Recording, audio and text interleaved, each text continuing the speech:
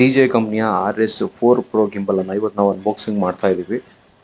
ಅಕಸ್ಮಾತ್ ಇದರಲ್ಲಿ ಏನಾದರೂ ಮಿಸ್ ಆಗಿದೆಯಾ ಅಂತ ಸರ್ಚ್ ಮಾಡಲಿಕ್ಕೆ ಈ ಥರ ಒಂದು ವಿಡಿಯೋ ಮಾಡ್ಕೊಂಡ್ವಿ. ಬಟ್ ಇದನ್ನ ಅನ್ಬಾಕ್ಸಿಂಗ್ ಮಾಡಿ ಒಂದು ವಿಡಿಯೋ ಹಾಕ್ಬಿಡೋಣ, ಬೇಕಾದವ್ರಿಗೆ ಇದು ಹೆಲ್ಪ್ ಆಗುತ್ತೆ ಅನ್ನೋ ಲೆಕ್ಕಾಚಾರಕ್ಕೆ ಇದನ್ನು ಮಾಡಿದ್ದು.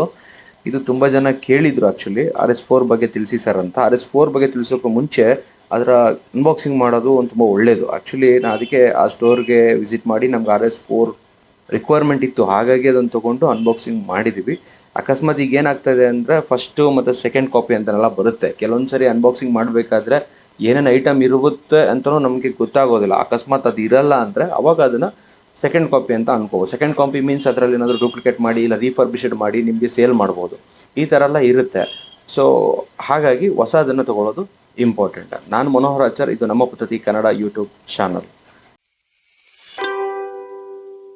ಇನ್ನೂ ಸಬ್ಸ್ಕ್ರೈಬ್ ಮಾಡಿಲ್ಲ ಅಂದರೆ ಇವಾಗಲೇ ಸಬ್ಸ್ಕ್ರೈಬ್ ಮಾಡ್ಕೊಳ್ಳಿ.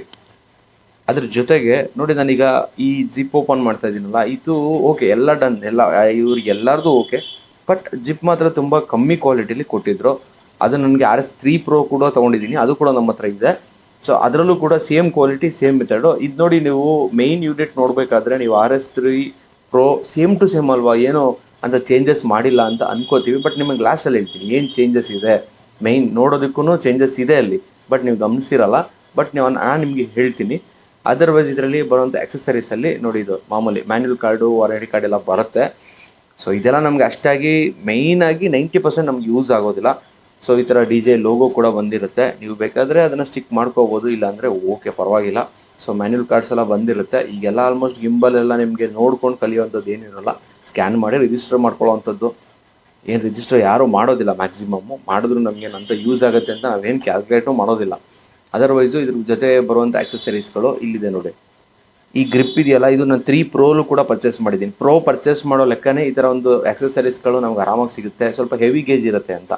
ಇದು ನಿಮಗೆ ಯೂಸ್ ಮಾಡೋದಕ್ಕೆ ಸಿಕ್ಕಾಪಟ್ಟೆ ಈಸಿಯಾಗಿರುತ್ತೆ. ಅದು ನಿಮ್ಗೆ ಹೇಳ್ತೀನಿ ನೆಕ್ಸ್ಟ್ ವೀಡಿಯೋಸ್ಗಳಲ್ಲಿ. ಇದು ಬಂದ್ಬಿಟ್ಟು ಸಿಕ್ಕಾಪಟ್ಟೆ ಇಂಪಾರ್ಟೆಂಟು, ಇದು ಭಾಳ ಇಂಪಾರ್ಟೆಂಟು, ನೋಡ್ಕೊಳ್ಳಿ. ಇದು ಅಕಸ್ಮಾತ್ ಎಲ್ಲಾದ್ರೂ ಡ್ಯಾಮೇಜ್ ಆಯ್ತಂದರೆ ನೀವು ಅಲ್ಲೇ ವಾಪಸ್ ಕೊಟ್ಬಿಡೋದು ತುಂಬ ಒಳ್ಳೆಯದು. ಇದು ನೋಡಿ, ಇದು ಕ್ಯಾಮ್ರಾನ ಕೂರಿಸುವಂಥದ್ದು, ಸರಿನಾ? ನೀವು ಕ್ಯಾಮ್ರಾಗೆ ಆ ಪ್ಲೇಟ್ ಹಾಕಬೇಕು, ಅದ್ರ ಕೆಳಗಡೆ ಇರೋ ಪ್ಲೇಟನ್ನು ನೀವು ಗಿಂಬಲ್ಗೆ ಹಾಕಬೇಕು. ನಾನು ನಿಮ್ಗೆ ನೆಕ್ಸ್ಟ್ ವೀಡಿಯೋದಲ್ಲಿ ತಿಳಿಸ್ಕೊಡ್ತೀನಿ ಗಿಂಬಲ್ ಅಸೆಂಬಲ್ ಹೇಗೆ ಮಾಡೋದು, ಗಿಂಬಲ್ ಆಪ್ರೇಟಿಂಗ್ ಹೆಂಗೆ ಮಾಡೋದು, ಪ್ರತಿಯೊಂದು ತಿಳಿಸ್ಕೊಡ್ತೀನಿ. ಸೊ ನೀವು ಆ ವಿಡಿಯೋ ಬೇಕು ಅಂದರೆ ಈ ಚಾನಲ್ಗೆ ಈಗ ಸಬ್ಸ್ಕ್ರೈಬ್ ಮಾಡ್ಕೊಳ್ಳಿ. ನೋಟಿಫಿಕೇಷನ್ ಬೆಲ್ ಮೇಯ್ನಾಗಿ ಆನ್ ಮಾಡಿ ಇಟ್ಕೊಳ್ಳಿ, ಯಾಕೆಂದರೆ ನಾನು ಹಾಕಿದಾಗ ನೀವು ನೋಡಬೇಕು, ಅದಕ್ಕೋಸ್ಕರನೇ ಸಬ್ಸ್ಕ್ರೈಬ್ ನೀವು ಮಾಡಿರ್ತೀರ. ಇದು ಬೇಸ್ ಪ್ಲೇಟು, ಇದು ಗಿಂಬಲ್ ಕೆಳಗಡೆ ಹಾಕುವಂಥದ್ದು. ಇಟ್ಬಿಟ್ಟು ನೀವು ಆರಾಮ್ಸೆ ನೀವು ಇಟ್ಬಿಟ್ಟು ರೀಲ್ಸ್ ಮಾಡ್ತೀರಾ, ಇಲ್ಲ ಇನ್ನೊಂದೇನೋ ಮಾಡ್ತೀರಾ, ನಿಮ್ಮ ಒಂದು ಕ್ರಿಯೇಟಿವಿಟಿ ಅದು. ಆ ಬೇಸ್ ಪ್ಲೇಟ್ ಹೇಗೆ ಯೂಸ್ ಮಾಡ್ತೀರಾ ಅಂತ. ಅದರ್ವೈಸು ನೋಡಿ, ಇದು ಸಿಕ್ಕಾಪಟ್ಟೆ ಇಂಪಾರ್ಟೆಂಟು. ಇದು 3 Proಗಿಂತನೂ 4 Pro ಅಲ್ಲಿ ಸ್ವಲ್ಪ ಒಂದು ಉತ್ತಮ ಗುಣಮಟ್ಟದ ಬ್ಯಾಟ್ರಿಯನ್ನು ಪ್ರೊವೈಡ್ ಮಾಡಿದ್ದಾರೆ.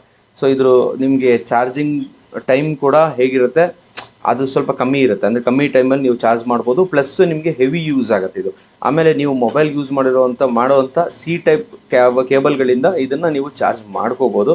ತುಂಬ ಬ್ಯಾಟ್ರಿ ಸಿಕ್ಕಾಪಟ್ಟೆ ಚೆನ್ನಾಗಿ ಬರುತ್ತೆ. ಆ್ಯಕ್ಚುಲಿ ನಾನು ನೋಡಿರೋ ಪ್ರಕಾರ ಇದನ್ನು ಆಪ್ರೇಟ್ ಮಾಡಿ ಆದಮೇಲೆ ನಾನು ನಿಮ್ಗೆ ಇದನ್ನು ಪರ್ಚೇಸ್ ಮಾಡಿ ತೋರಿಸ್ತಾ ಇರೋದು. ಸೊ ಒಂದು ಸರಿ ನೋಡ್ಕೊಳ್ಳಿ.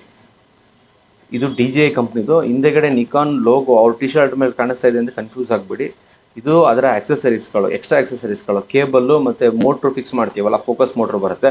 ಅದನ್ನು ಹಾಕ್ಕೊಂಡು ಯಾರೂ ಕೂಡ ನಾವು ಅಷ್ಟೊಂದು ಮ್ಯಾಕ್ಸಿಮಮ್ ಜನ ಕೆಲಸ ಮಾಡೋದಿಲ್ಲ, ಮಾಡೋರು ಮಾಡ್ತಾರೆ. ಇದ್ರ ಕೇಬಲ್ಗಳು ಸಿಗ್ನಲ್ ಮತ್ತು ಪವರ್ ಕೇಬಲ್ಗಳು, ನಾನು ಹೇಳಿದ್ನಲ್ಲ ಚಾರ್ಜಿಂಗ್ ಕೇಬಲ್ ಅಂತ, ಅಲ್ಲೇ ಇದೆ ನೋಡಿ. ಅದನ್ನು ಹಾಕ್ಕೊಂಡು ನೀವು ಬೇಕಾದರೆ ಚಾರ್ಜಿಂಗ್ ಮಾಡ್ಕೋಬೋದು.